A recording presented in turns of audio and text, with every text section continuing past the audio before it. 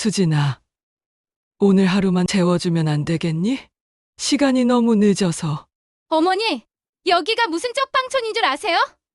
오늘은 그냥 돌아가세요. 제발 눈치 좀 챙기시라고요.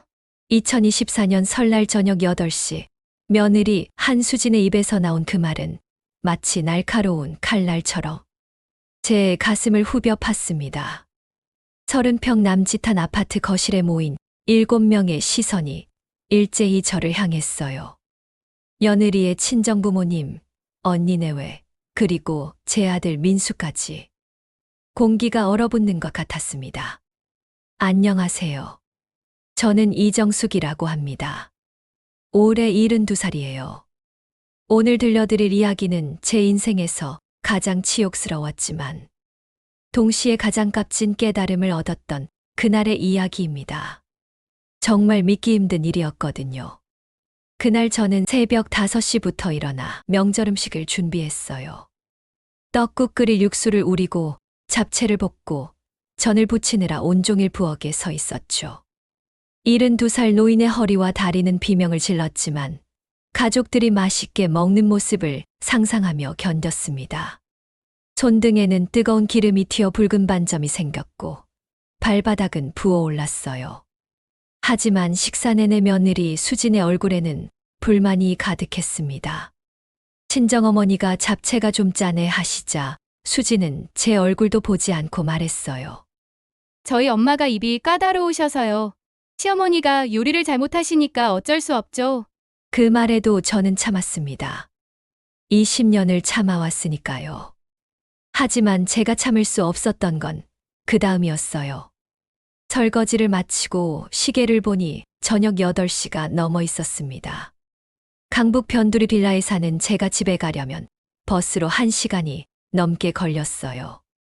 밤 9시가 넘어 혼자 집에 가기엔 너무 늦은 시간이었죠. 수진아, 오늘 하루만 채워주겠니? 시간이 너무 늦어서. 그때 며느리가 친정 식구들 앞에서 내뱉은 그 말. 쪽방촌 운운하며 저를 내쫓은 그 순간을 저는 평생 잊을 수 없을 겁니다. 아들 민수는 고개를 숙인 채 한마디도 하지 못했어요. 제 아들이 제가 배 아파 낳은 그 아이가 말이에요. 저는 떨리는 다리로 일어섰습니다. 코끝이 찡했지만 눈물은 보이고 싶지 않았어요. 현관문을 나서는 제 뒷모습을 보며 수진의 친정 식구들이 키득거리는 소리가 들렸습니다. 차가운 겨울바람이 뺨을 때렸어요. 버스 정류장까지 걸어가는 동안 제 그림자가 가로등 불빛에 길게 늘어져 있었습니다. 그 모습이 참 초라해 보이더군요. 혼자 중얼거렸어요. 이제는 때가 된 것 같구나. 정류장 벤치에 앉아 핸드폰을 꺼냈습니다. 통화 버튼을 누르자 단 2번의 신호음 만에 상대방이 받았어요. 영미 씨, 저예요. 저 좀 데리러 와주시겠어요? 네, 사모님 지금 바로 출발하겠습니다. 10분 후 검은색 고급 세단 한 대가 소리 없이 제 앞에 멈춰 섰습니다. 운전석에서 내린 50대 여성이 정중하게 차 문을 열어주었어요. 차 안으로 들어서자 부드러운 가죽 시트의 따뜻한 감촉이 제 몸을 감싸 안았습니다. 버스 정류장의 차가운 벤치와는 완전히 다른 세계였죠. 백미러에 비친 제 얼굴을 보며 생각했습니다. 20년이라는 시간 동안 숨기고 살았던 진짜 제 모습을 이제는 그 무게를 내려놓을 때가 온 것 같았어요. 차 안에서 창밖을 바라보며 저는 지난 5년의 세월을 떠올렸습니다. 며느리 한수진을 처음 만난 날이 선명하게 기억나더군요. 2019년 봄이었어요.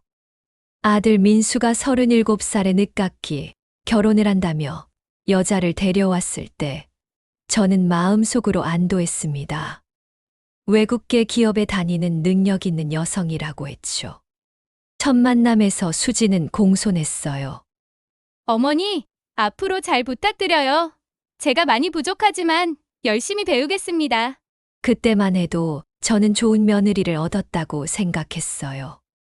하지만 결혼식이 끝나고 석 달쯤 지나자 수진의 태도가 조금씩 변하기 시작했습니다. 제가 사는 곳은 강북 변두리의 낡은 빌라 2층이에요.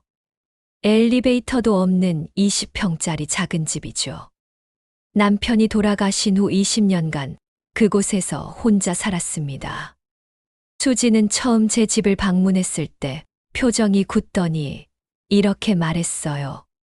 어머니, 이런 곳에서 사시고 계신 거예요? 저희가 조금 더 나은 곳으로 모셔야 하는데. 그 말투에는 동정이 아닌 경멸이 섞여 있었어요. 하지만 저는 태연하게 대답했죠. 괜찮단다. 나 혼자 살기엔 이 정도면 충분해. 그 후로 수지는 명절 때마다 저를 부르긴 했지만 점점 더 하인대하듯 했습니다. 새벽부터 와서 음식 준비를 하고 설거지를 하고 청소를 하는 건 언제나 제 몫이었어요. 수지는 친구들과 수다를 떨거나 소파에 앉아 텔레비전을 봤죠.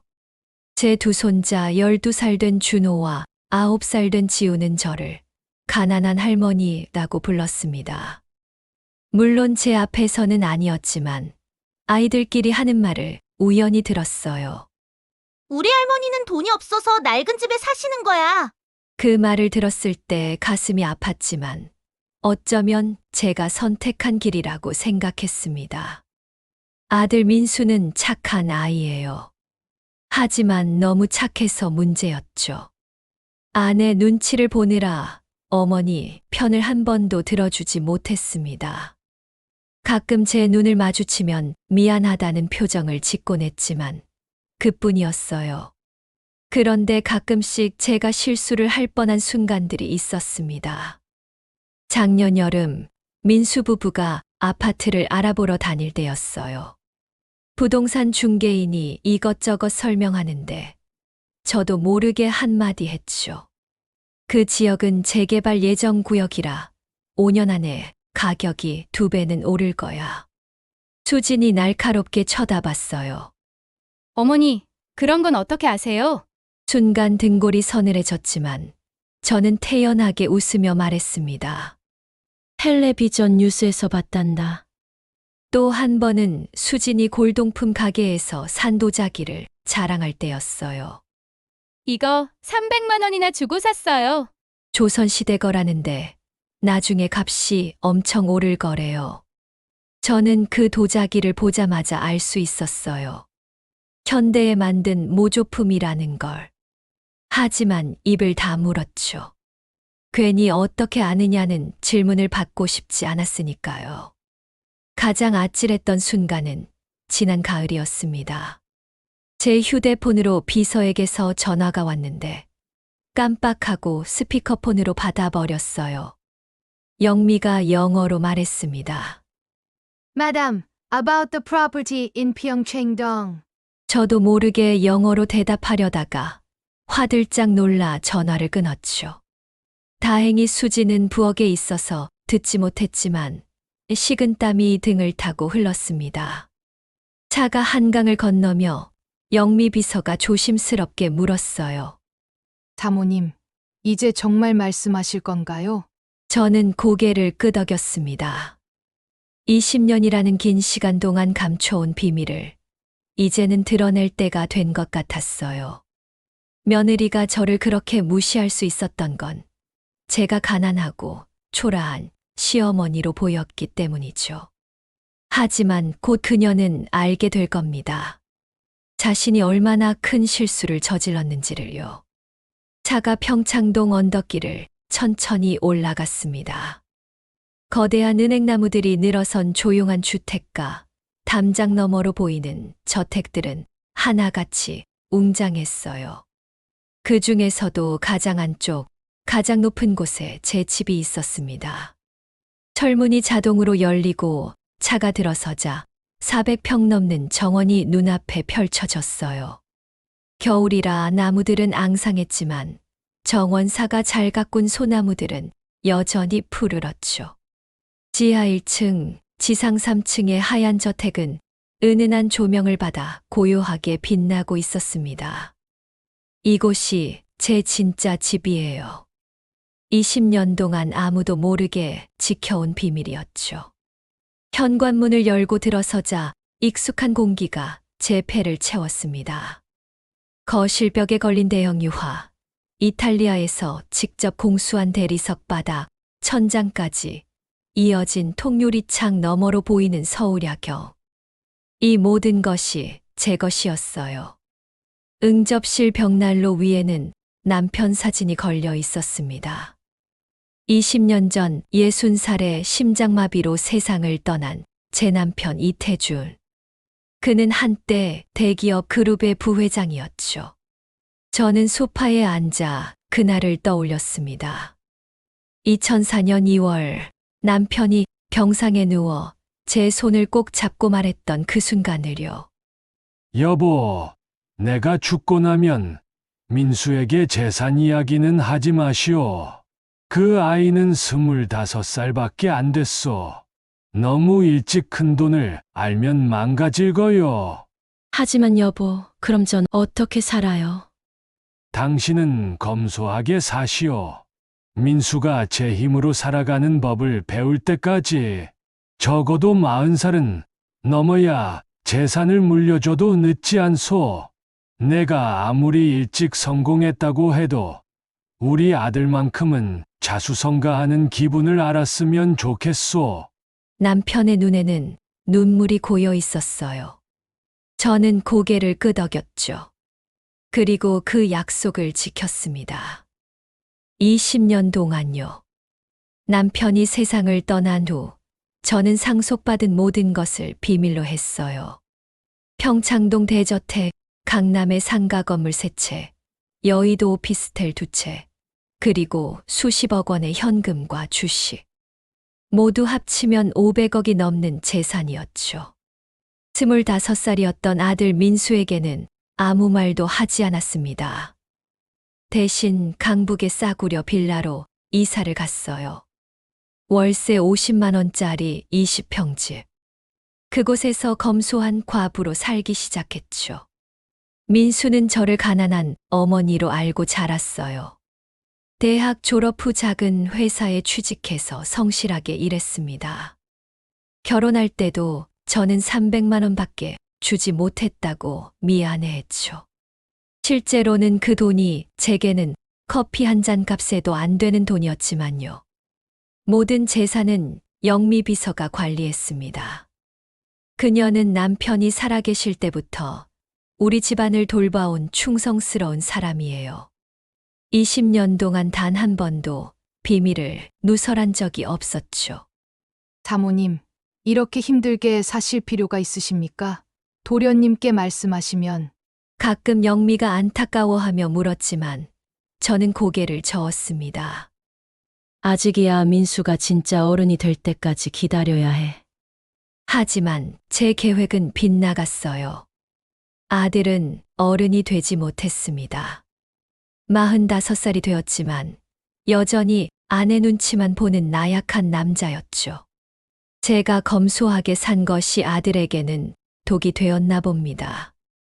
더 큰 문제는 며느리였어요. 수지는 저를 가난한 시어머니로 보며 무시했죠. 만약 제 정체를 알았다면 절대 그러지 못했을 거예요. 영미가 차를 가져다 주며 조심스럽게 물었습니다. 오늘 도련님 댁에서 무슨 일이 있으셨습니까? 저는 설날 저녁에 있었던 일을 들려주었어요. 영미의 얼굴이 굳어졌습니다. 어떻게 그럴 수가. 사모님, 이제 그만 말씀하시는 게. 영미 씨, 내일부터 준비 좀 해줘. 이제 내 진짜 모습을 보여줄 때가 된 것 같아. 그날 밤 저는 옷장 깊숙한 곳에 넣어둔 옷들을 꺼냈습니다. 20년 동안 입지 않았던 맞춤 정장들, 명품 핸드백들, 진주 목걸이와 다이아몬드 반지. 모두 먼지를 뒤집어 쓰고 있었지만 여전히 빛나고 있었어요. 거울 앞에 섰습니다. 낡은 스웨터를 입은 72살 노인이 아니라 500억 자산가의 모습으로 저를 바라봤어요. 오랜만에 다시 찾은 제 진짜 얼굴이었습니다. 설연 휴가 끝나고 2주가 지났습니다. 영미 비서가 중요한 보고서를 들고 평창동 집으로 찾아왔어요. 서재에서 그 서류를 받아들고 있는 순간 저는 입술을 깨물었습니다. 며느리 한수진이 다니는 회사, 글로벌 부동산 개발 회사에서 추진 중인 프로젝트 내역이었어요. 프로젝트명은 평창일스 재개발 사업. 바로 제가 소유한 이저택 일대를 포함한 대규모 개발 계획이었죠. 영미가 펼쳐 보인 서류에는 상세한 내용이 적혀 있었습니다. 이 지역 건물주들의 동의를 얻어 고급 주상복 합단지를 건설한다는 계획이었어요. 성공하면 수지는 임원 승진이 확정되고 실패하면 자리를 잃을 수도 있다는 내용도 있었죠. 더 중요한 사실은 다음 페이지에 있었습니다. 평창동 일대 토지 지분율 현황. 1순위 건물주가 평창에세, 바로 제 자산관리 회사였어요. 제가 동의하지 않으면 프로젝트는 무산될 수밖에 없는 구조였습니다. 묘한 기분이 들었어요. 며느리가 그토록 갈망하는 성공의 열쇠가 제 손에 있다니.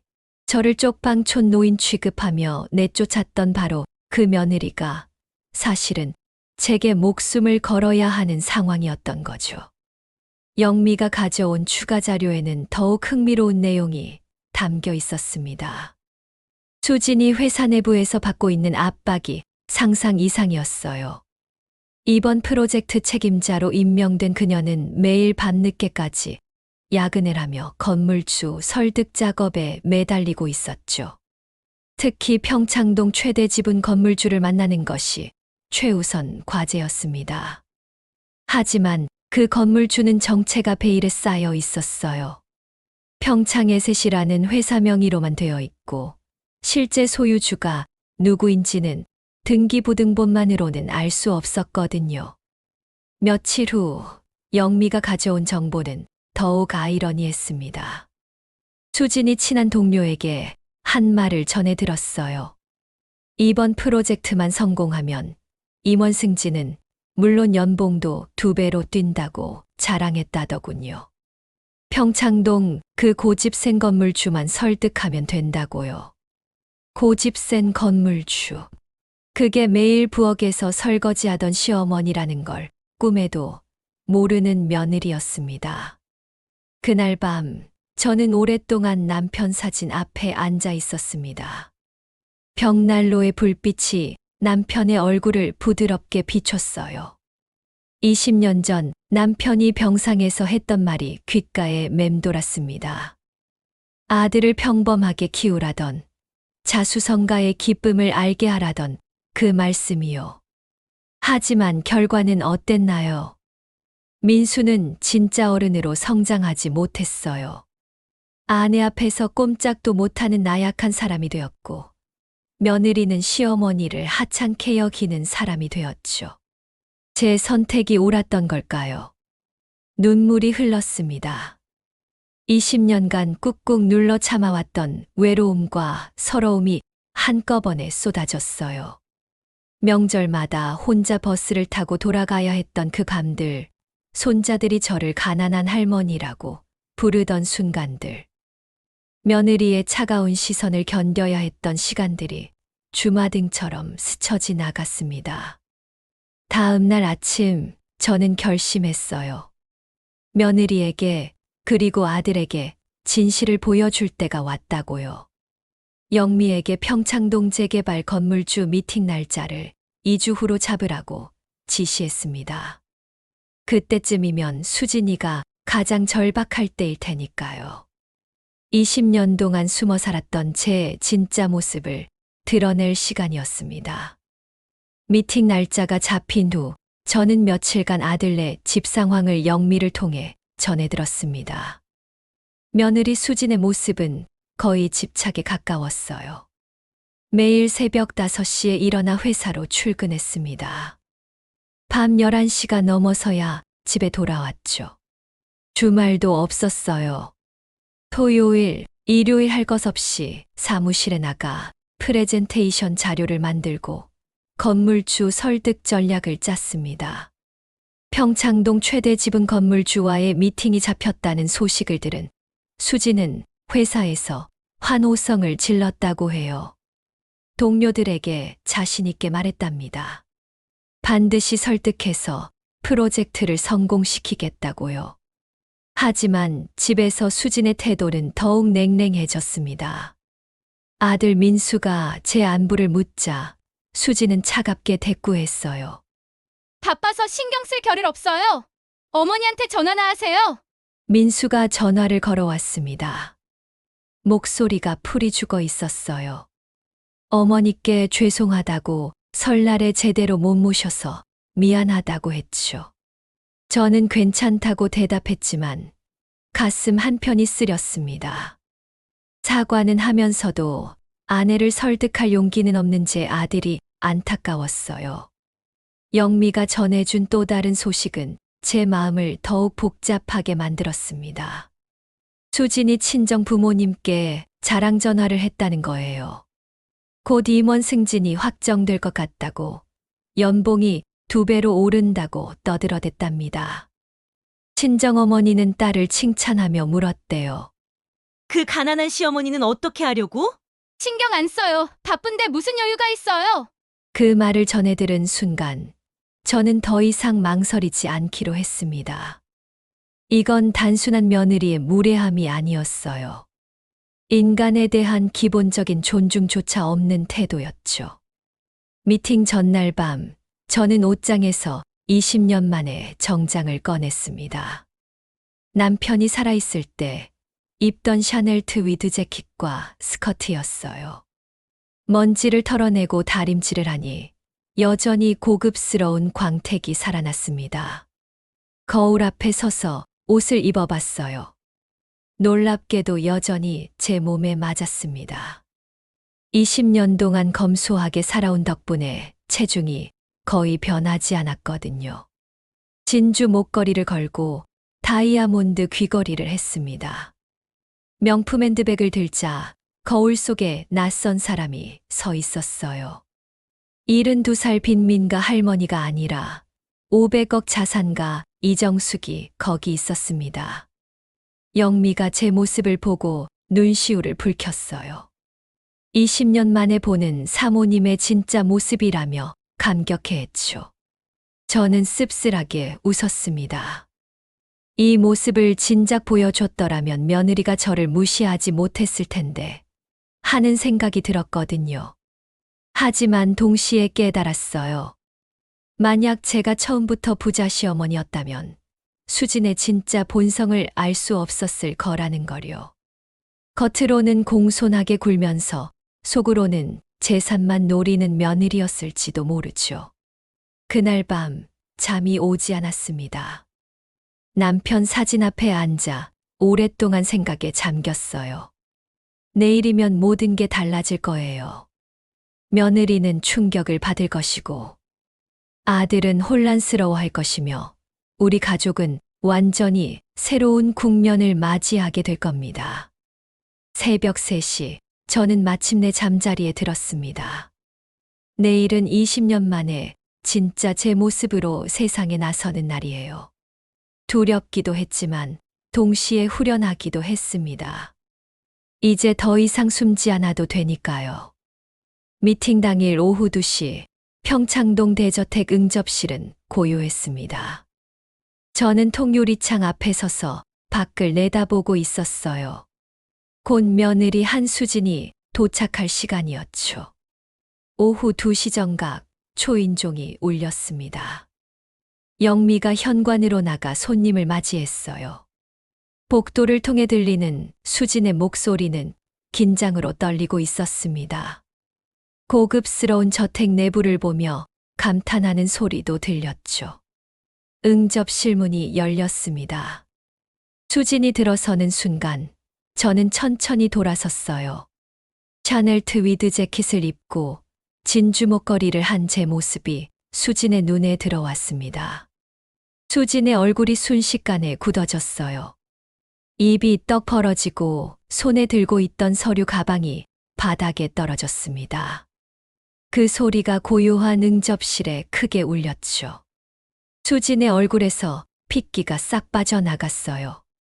어머니? 수진의 목소리는 떨리고 있었습니다.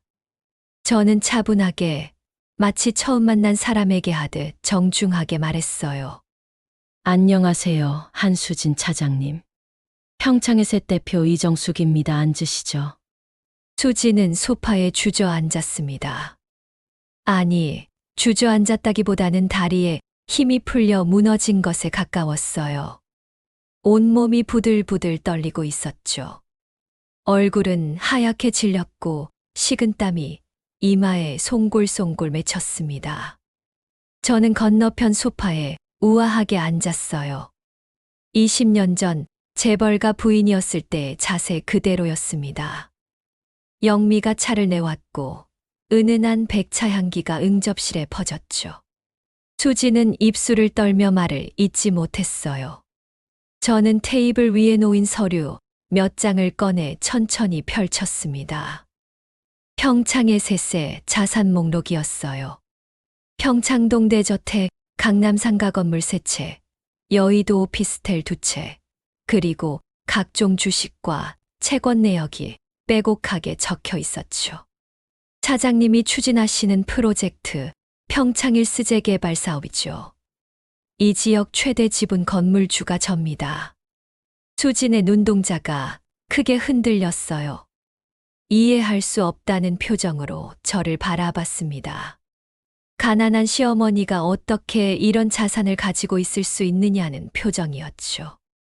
저는 차분하게 설명했습니다. 20년 전 남편이 세상을 떠난 일, 아들을 평범하게 키우기로 한 약속, 그래서 강북빌라에서 검소하게 살아온 사연을요. 모든 이야기를 듣는 동안 수진의 얼굴은 점점 더 창백해졌습니다. 설명을 마치자 저는 핸드폰을 꺼냈어요. 그리고 설날 저녁에 녹음된 파일을 재생했습니다. 스피커에서 수진의 목소리가 또렷하게 흘러나왔죠. 어머니, 여기가 무슨 쪽방촌인 줄 아세요?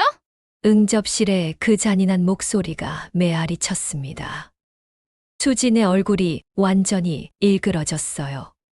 친정 식구들이 키득거리며 웃던 소리까지 녹음되어 있었죠.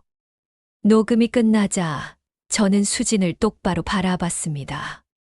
차장님, 전 가족도 이렇게 대하는 사람과는 일할 수 없습니다. 재개발 동의는 거부하겠습니다. 수진이 벌떡 일어나 무릎을 꿇었어요. 눈물이 주르르 흘러내렸습니다. 어머니, 제가 잘못했습니다. 정말 죄송합니다. 하지만 저는 냉정하게 고개를 저었습니다. 사과를 받기에는 너무 늦었어요. 20년간 숨기고 살았던 제 정체가 드러난 순간, 며느리의 오만함도 함께 무너져 내렸습니다. 그날 이후 2주 동안 며느리 한수진의 삶은 완전히 무너져 내렸습니다. 영미를 통해 전해들은 소식들은 참담했어요. 회사에서 프로젝트가 무산되었습니다. 최대 지분 건물주의 거부로 재개발 사업은 백지화되었고 수지는 모든 책임을 떠안아야 했죠. 임원 승진은 물론이고 팀장 자리마저 박탈당했습니다. 회사 복도를 지날 때마다 동료들의 수군거림이 따라다녔어요. 더 큰 충격은 집안에서 일어났습니다. 진실을 알게 된 아들 민수가 그날 밤 평창동으로 달려왔어요. 현관문을 열고 들어선 민수는 저택의 웅장함에 넋을 잃었습니다. 거실, 응접실, 서재를 돌아보며 믿을 수 없다는 표정을 지었죠. 어머니, 이게 다 어머니 집이에요? 저는 고개를 끄덕였습니다. 민수는 그 자리에 무릎을 꿇고 주저앉았어요. 45년을 살아오며 한 번도 본 적 없는 어머니의 진짜 모습이었죠. 가난한 시어머니가 아니라 500억 자산가였던 어머니의 모습이요. 민수는 목 놓아 울었습니다. 왜 진작 말씀하지 않으셨냐고, 왜 혼자 그렇게 힘들게 사셨냐고 물었어요. 저는 남편과의 약속 이야기를 들려주었습니다. 아들을 평범하게 키우고 싶었던 아버지의 유언을요. 하지만 엄마는 실패했단다. 민수야, 너를 평범하게 키운다는 게 나약하게 키운 결과가 됐어. 그 말에 민수는 더욱 큰 소리로 울었어요. 설날에 어머니가 모욕당하는 것을 보고도 아무 말 못했던 자신이, 아내 눈치만 보며 살았던 자신이 부끄러웠다고 했습니다. 45살이 되도록 진짜 어른이 되지 못한 자신이 한심하다고요. 수지는 며칠간 방에 틀어박혀 나오지 않았습니다. 거울을 보며 자신의 추한 모습과 마주했다고 해요. 친정 부모님께 전화했지만 친정에서도 차갑게 대했답니다. 부자 시어머니를 무시했다는 소문이 퍼지자 친정 식구들도 체면이 말이 아니었던 거죠. 일주일 후 수진이 평창동 대저택을 다시 찾아왔습니다. 이번에는 화려한 정장이 아니라 수수한 옷차림이었어요. 화장기 없는 얼굴은 눈물로 부어 있었죠. 현관 앞에서 수지는 무릎을 꿇었습니다. 어머니, 죽어도 용서받을 수 없는 일을 저질렀습니다. 제가 얼마나 교만했는지, 얼마나 추악했는지, 이제야 깨달았어요. 진심이 느껴졌습니다. 더 이상 승진이나 돈을 바라는 눈빛이 아니었어요. 진짜 참회하는 사람의 눈빛이었죠. 저는 한참을 그 아이를 내려다보다가 천천히 입을 열었습니다. 수진아, 일어나거라. 수진을 일으켜 세우고 응접실로 데려갔어요. 차를 내주며 조용히 말했습니다. 마지막 기회를 줄게. 진짜 가족이 무엇인지 배우거라. 수진은 고개를 끄덕이며 눈물을 흘렸습니다. 그날부터 수진은 회사를 그만두고 새로운 삶을 시작했어요. 요양원에서 자원봉사를 시작했죠. 처음으로 남을 위해 일하는 기쁨을 배우기 시작했습니다. 민수도 변했어요. 어머니 회사에서 일하고 싶다고 했지만 저는 거절했습니다. 대신 말단 사원부터 시작하라고 했죠. 45살의 나이에 새로 시작하는 건 쉽지 않았지만 민수는 포기하지 않았습니다. 그로부터 6달이 흐른 지금 가을이 깊어가는 평창동 대저택은 웃음소리로 가득합니다. 민수 가족은 이제 저와 함께 이곳에서 살고 있어요. 하지만 재산은 여전히 제 명의로 남아 있습니다. 민수에게 말했죠. 진짜 자기 힘으로 살아가는 법을 배울 때까지는 물려주지 않겠다고요. 민수는 고개를 끄덕이며 이해했습니다. 수지는 완전히 달라졌어요. 매일 아침 요양원으로 출근합니다. 거동이 불편한 어르신들을 돌보며 진정한 봉사의 의미를 배우고 있죠. 처음에는 힘들어했지만 이제는 어르신들이 고맙다며 손을 꼭 잡아주실 때 눈물을 글썽인다고 해요. 어머니, 제가 그동안 얼마나 헛된 것들만 쫓아 살았는지 이제야 알겠어요. 수진이 어느 날 저녁 제 손을 잡고 말했습니다. 임원 승진, 연봉, 남들이 시선, 그런 것들이 전부인 줄 알았는데 진짜 행복은 전혀 다른 곳에 있더라고요. 저는 수진의 손을 토닥여 주었습니다. 그 아이도 이제야 진짜 어른이 되어가고 있었어요. 민수는 작은 무역회사에서 말단 사원으로 일하고 있습니다.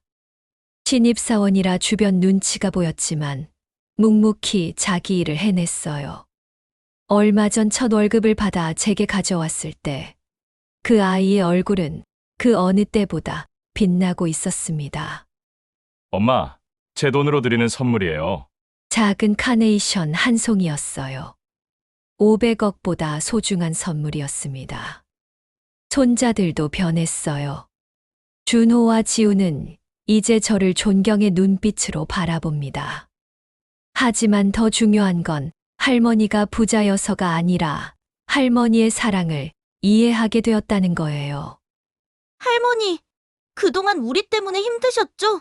준호가 조심스럽게 물었을 때 저는 고개를 저었습니다. 아니란다 할머니는 너희가 행복하면 그걸로 충분해. 지난 추석날 우리 가족은 함께 명절 음식을 준비했습니다.